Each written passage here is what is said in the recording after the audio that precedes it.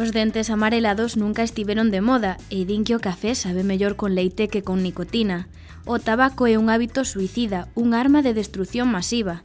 É preciso lembrar que o tabaquismo é a causa de máis do 90% dos casos de bronquites diagnosticadas no noso país, o 95% dos casos de cancro de pulmón, o 30% de todas as cardiopatías coronarias e é tamén un factor causal ben establecido de cancro de esófago, vexiga urinaria, cavidade bucal e larinxe. E as mulleres, ademais, están sometidas a outros riscos adicionais. As fumadoras inician a menopausa a unha idade máis temperá e a súa perda de oso é maior. Os efectos do tabaco nos osos da muller son devastadores. O tabaquismo diminúe a masa ósea, acelera a eliminación de estróxenos e incrementa a eliminación do calcio por ouriños. O cal se potencia coa deficiencia de estróxenos.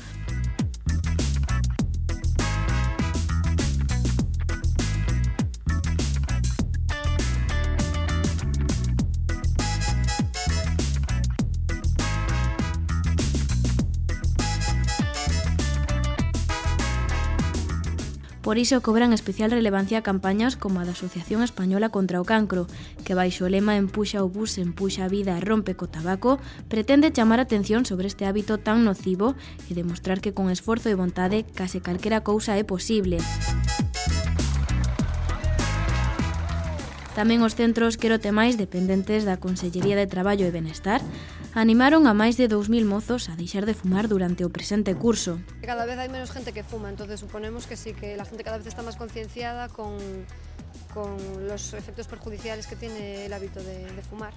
Esta campaña estivo presente nas 3 universidades galegas en forma de puntos de información sobre hábitos saudables, así como pautas e asesoramento para aquelas persoas que quixeran deixar de fumar. Como reclamo, intercambiaban cigarros por bolsas delametadas, promovendo, mediante un trueque simbólico, a prevención de dito consumo, partindo da importancia que ten o feito de coidarse, de ser responsable e de fomentar hábitos e condutas saudables na mocidade galega.